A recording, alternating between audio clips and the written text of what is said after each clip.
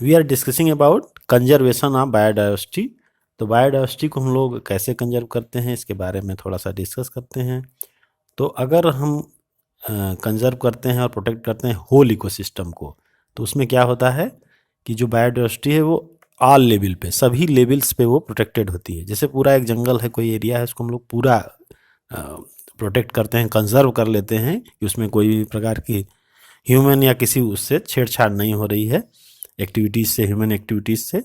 तो उसको हम लोग उस तरह से पूरे फॉरेस्ट को अगर हम लोग कंजर्व करते हैं तो उसके अंदर जो टाइगर्स हैं या और एनिमल्स हैं वो भी कंजर्व करते हो जाते हैं। तो जाहिर सी बात है कि अगर जंगल को पूरी तरह से प्रोटेक्ट कर लिया जाए तो उसके अंदर जितने भी एनिमल्स हैं, प्लांट्स हैं, वो ऑटोमेटिकली सब कंजर्व हो जाएंगे। तो इस तरह का अप्रोच कि जो एनिमल्स है, जो प्लांट्स जहाँ पे हैं उसको उन्हीं एरिया में कंजर्व कर दिया जाए, उनमें कोई बाहर एक्सटर्नल इंटरफियर नहीं होने पावे। तो ऐसी चीज़ को हम लोग बोलेंगे इन सीटू कंजर्वेशन। तो उस पॉइंट को हम लोग बोलेंगे इन सीटू, जहाँ पे जो चीज़ें हैं वहीं पे उसको कंजर्व कर लिया जाए। ऑन साइट, इन सीटू का मतलब ऑन साइट, एट स्पॉट आप कह सकते हैं कि उसी जगह पे, उसको कहीं और ले जाने की ज़रूरत नहीं है। उस एरिया को हम एक चारों तरफ से उसको हम लोग प्रोटेक्ट कर देते हैं कि हाँ, इस रेंज के अंदर कोई भी एक्सटर्नल एक्टिविटीज़ नहीं होंगी, ह्यूमन एक्टिविटीज़ नहीं होंगी। तो उसमें जो भी एनिमल और प्लांट इंडेंजर्ड है वो जो है कि वहाँ पे उसी एरिया में रहेगा, तो उसको नेचुरल हैबिटेट में बढ़ने का मौका मिलेगा। तो इस तरह से इन सीटू था। और एक्स सीटू में क्या होता है कि कोई भी स्पीसीज है, किसी एरिया में है, वहाँ पे उसके लायक अब हैबिटेट नहीं बचा है, वो खतरे में है, डेंजर में है, तो उसको फिर वहाँ से तुरंत दूसरी जगह ले जा करके उसको बचाने के लिए हम लोग उसको दूसरी जगह ले जा करके उसको डेवलप करते हैं, कंजर्व करते हैं। तो इस तरह से जो दूसरी जगह जो हम ले जाते हैं, ऑफ साइड ले जाते हैं, जहाँ पे जो है वहाँ पे उसके लायक एनवायरनमेंट नहीं है, हैबिटेट नहीं है, तो वहाँ से उसको निकाल करके कहीं दूसरी अच्छी जगह उसको हम लोग प्रिजर्व करते हैं, कंजर्व करते हैं उसको हम लोग। तो उस चीज़ को हम लोग बोलेंगे एक्स सीटू। जैसे कोई टाइगर है, अब उसके लायक जंगल नहीं बचा है वहाँ पे और सर्वाइव नहीं कर पा रहा है, तो उसको फिर वहाँ से ले जाके ऐसी जगह छोड़ेंगे, ऐसी जगह जंगल में ले जाएंगे जहाँ पे उसके लायक इन्वायरमेंट मिल सके उसको, वहाँ पे वो अपने आप को हम बचा सके, सर्वाइव कर सके। इस तरह के कंडीशन को हम लोग बोलेंगे एक्स सीटू या ऑफ साइट। यहाँ पे एक्स सीटू का मतलब ऑफ साइट, दूसरी जगह ले गए इसको।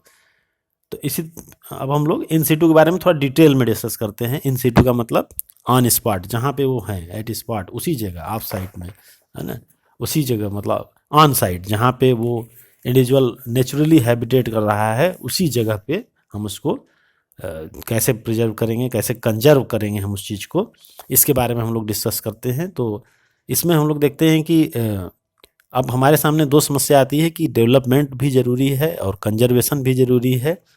तो इसमें थोड़ा सा कन्फ्लिक्ट ये होता है कि अगर ह्यूमन पॉपुलेशन बढ़ रही है या चीज़ों की आवश्यकता बढ़ रही है, तो फिर जंगल को हम जब तक यूज नहीं करेंगे, उसको टच नहीं करेंगे, तब तक हम प्रोग्रेस नहीं कर पाएंगे।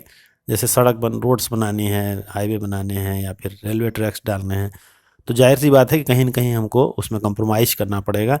तो उसमें दोनों चीज़ों में एक बैलेंस होना चाहिए कि दोनों चीज़ें हो जाए, इकोनॉमिक भी नुकसान ना हो और जो बायोडाइवर्सिटी है उसका भी ज़्यादा लॉस ना होने पाए। तो एक उसके बीच में थोड़ा सा कंप्रोमाइज़ करना पड़ता है कई बार, क्योंकि उसके बिना डेवलपमेंट भी नहीं हो पाएगा। तो इस तरह से चीज़ों को मैं बहुत बैलेंस वे में करना पड़ेगा उसमें, क्योंकि इस तरह से पॉसिबल नहीं है। दूसरी चीज़ ये है कि बहुत सारी ऐसी स्पीसीज अभी भी हैं जो कि डेंजर में हैं और वेट कर रहे हैं कि उनको एक्सटेंशन से बचाया जा सके, और अभी भी उनके ऊपर काम होना बाकी है।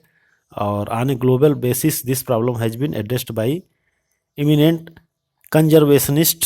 जो कंजर्वेशन है, बहुत सारे उन्होंने इस चीज़ को फाइंड आउट किया है कि इस तरह की बहुत सारी स्पीसीज हैं, बहुत सारी ऐसी प्रॉब्लम्स है कि जिसको होना चाहिए। बहुत सारी स्पीसीज जो बिल्कुल एज ऑफ एक्सटेंट हैं, उनको बचाया जाए किसी तरह से। तो इसके लिए जो कंजर्वेशनिस्ट हैं उन्होंने कुछ एरिया को आइडेंटिफाई किया है जिसको हम लोग बोलते हैं बायोडाइवर्सिटी हॉट स्पॉट। तो उनका कहना ये है, जो भी कंजर्वेशनिस्ट हैं, कि इनको ज़्यादा प्रोटेक्ट करने की ज़रूरत है। तो बायोडाइवर्सिटी हॉट स्पॉट है क्या, पहले इसको समझ लेते हैं। तो biodiversity hot spot are the region with very high level of species richness and high degree of endemism. तो ऐसे रीजन जहाँ पे कि बहुत ज़्यादा स्पीसीज की रिचनेस है, बहुत हाई लेवल रिचनेस है, बहुत डिफरेंट टाइप की वेराइटीज़ के नंबर जो हैं बहुत ज़्यादा है, ऐसे एरिया को हम लोग बोलते हैं बायोडाइवर्सिटी हॉट स्पॉट। जैसे मोबाइल में आप लोग देखते हैं कि हॉट स्पॉट का मतलब जहाँ पे बहुत स्ट्रांग सिग्नल मिल रहा है उसको हम लोग हॉट स्पॉट बोलते हैं। तो उसी तरह से बायोडाइवर्सिटी हॉट स्पॉट का मतलब हुआ कि ऐसा एरिया, ऐसा रीजन जहाँ पे कि जो स्पीसीज है उसकी रिचनेस बहुत ज़्यादा है। तो ऐसे एरिया को कंजर्व करने की बहुत ज़रूरत है। और एंडेमिज्म जहाँ पे ज़्यादा हो, एंडेमिज्म का मतलब species confined to that region and not found anywhere else. माने कुछ ऐसे स्पीसीज हैं प्लांट्स या एनिमल्स की जो सिर्फ उसी एरिया में पाई जाती हैं, कहीं और नहीं मिलती हैं, तो उनको एंडेमिज्म, ऐसी कंडीशन को एंडेमिज्म बोलेंगे। एंडेमिज्म का मतलब species confined to that region and not found anywhere else, दूसरी जगह वो नहीं मिलती। जैसे कैंगरू है या फिर बहुत सारे जिराफ्स वगैरह हैं, वो कुछ एक खास एरिया में, कैंगरू है वो आपको मिलेगा ऑस्ट्रेलिया में, और इसी तरह से हम देखते हैं कि जिराफ वगैरह हैं अफ्रीका के अंदर मिलते हैं, वो आपको और कहीं नहीं मिलेंगे। तो उनको अगर हम उसी जगह कंजर्व नहीं करते हैं तो फिर हमारे लिए समस्या होगी, क्योंकि दूसरी जगह ले जाना ज़्यादा मुश्किल है उनको उस जगह पे अगर हम, तो ऐसी स्पीसीज को हम एंडेमिज्म बोलेंगे। और बायोडाइवर्सिटी हॉट स्पॉट का मतलब आप समझ गए होंगे कि ऐसा एरिया जहाँ पे स्पीसीज की रिचनेस ज़्यादा हो। तो 25 biodiversity hot spot were identified but subsequently 9 more have been added to the list. तो 25 प्लस 9 34 पूरे वर्ल्ड में ऐसे बायोडाइवर्सिटी हैं जहाँ पे कि बायोडाइवर्सिटी हॉट स्पॉट हैं, जो कि जहाँ पे स्पीसीज की रिचनेस अदर एरिया के मुकाबले बहुत ज़्यादा होती है। तो इंडिया में अगर हम देखें, इंडिया के आसपास हम देखें तो 3 of hot spot are Western Ghat and Sri Lanka, Indo Burma and Himalaya. तो हमारे अगर इंडिया की बात करें तो यहाँ पे ये western Ghat, Sri Lanka, Indo Burma and Himalaya, ये जो रीजन हैं ये कवर करते हैं एक्सेप्शनली हाई बायोडाइवर्सिटी रीजन्स। तो इंडिया में जो हॉट स्पॉट हैं वो, इंडिया या इंडिया के सराउंडिंग में जो हॉट स्पॉट हैं वो यही है। तो all biodiversity hot spot put together cover than less than 2% of earth land area. अगर लैंड एरिया की बात करें अर्थ के, तो जो ये बायोडाइवर्सिटी हैं वो लेस देन 2% करते हैं। ऐसा नहीं, 98% तो अदर हैं। लेकिन अगर हम स्पीसीज रिचनेस की बात करें तो स्पीसीज रिचनेस 2% नहीं है, उससे वो ज़्यादा होगा। Number of species they collectively harbour extremely high and strict protection of these hotspot could reduce the ongoing mass extinction by almost 30%। अगर हम इन एरिया को, जो कि 2% से भी कम है, जो बायोलॉजिकल बायोडाइवर्सिटी हॉट स्पॉट है, इनको अगर हम कंजर्व कर लें तो हम 30% रिड्यूस कर सकते हैं रेट ऑफ एक्सटेंशन को। जो कि स्पीसीज एक्सटिंक्ट हो रहे हैं उनके रेट को हम 30% तक रिड्यूस कर सकते हैं।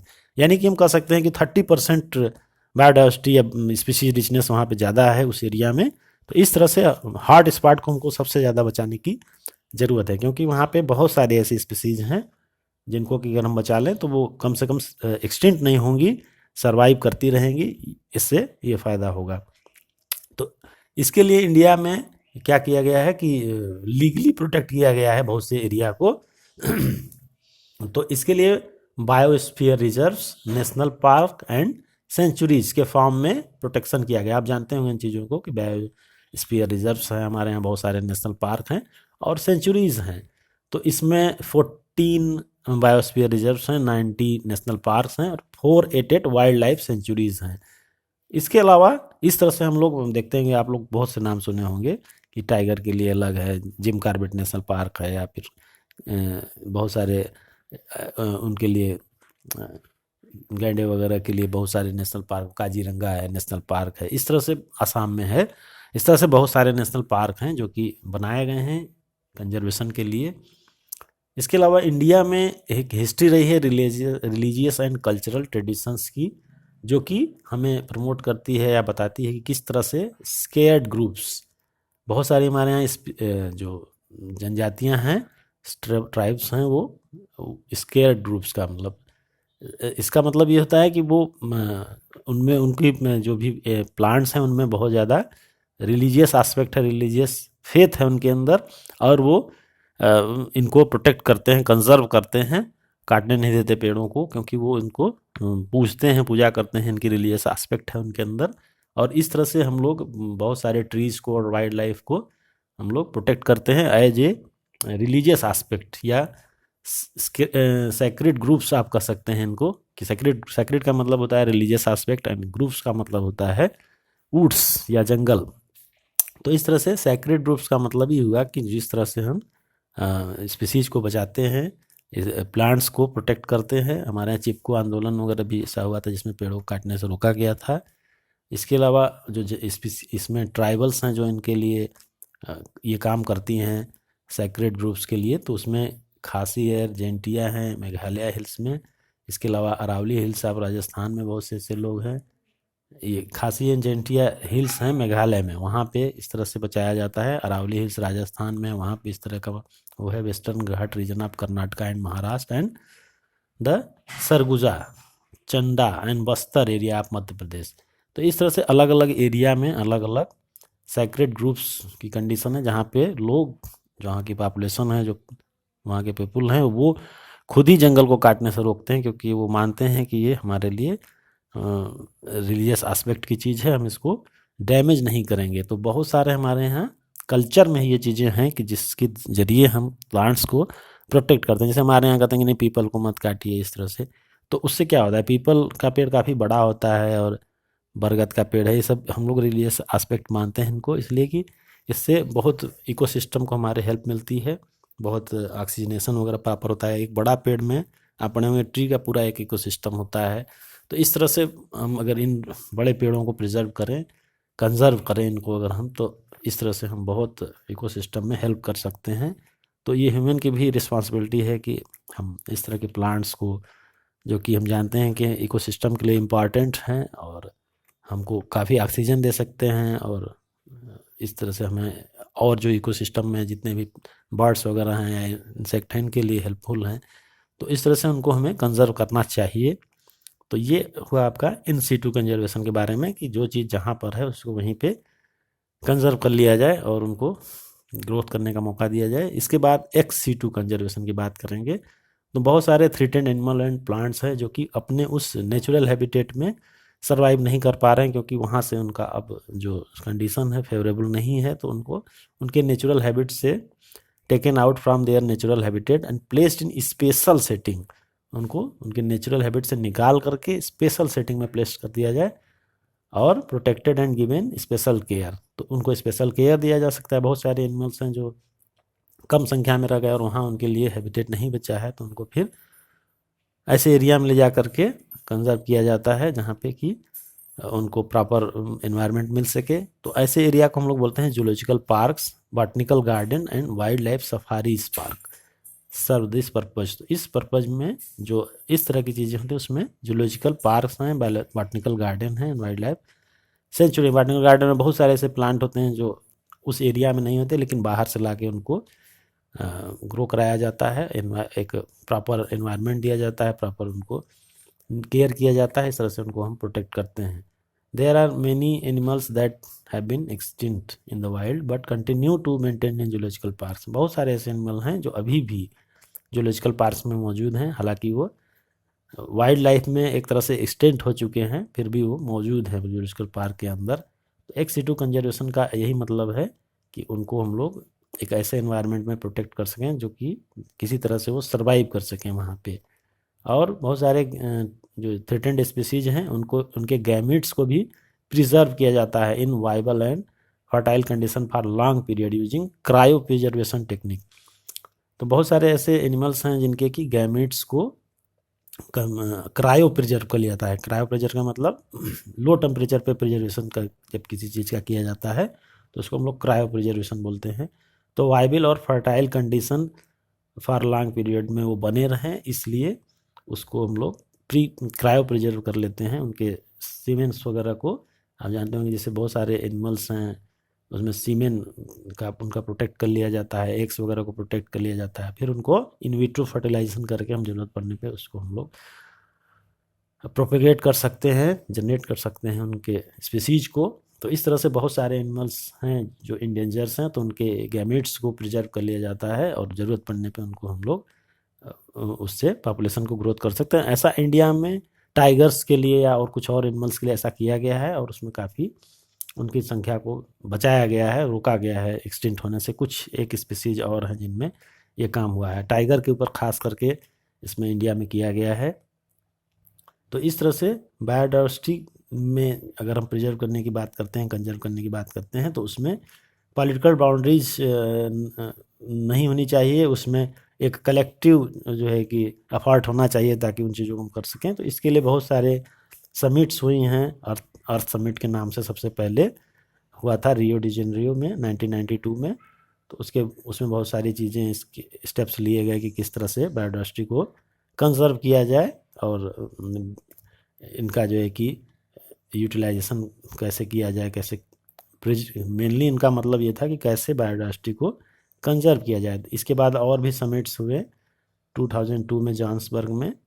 इसके बाद अफ्रीका में ये हुआ था, 90 कंट्रीज इसमें पार्टिसिपेट किए थे। 2010 में फिर हुआ। तो इस तरह से बहुत सारी समिट टाइम से होती थी जिसमें ये डिस्कस किया जाता है कि किस तरह से बायोडाइवर्सिटी को हम लोग कंजर्व कर सकते हैं, हॉट स्पॉट को कंजर्व कर सकते हैं, क्योंकि बहुत सारी ऐसी स्पीसीज हैं जो कि ऑलरेडी एक्सटिंक्ट हो चुकी हैं या बहुत सारी हैं जो बिल्कुल अब होने को हैं, एक्सटिंक्ट होने को हैं। तो कम से कम इनको तो हम बचा ही सकते हैं।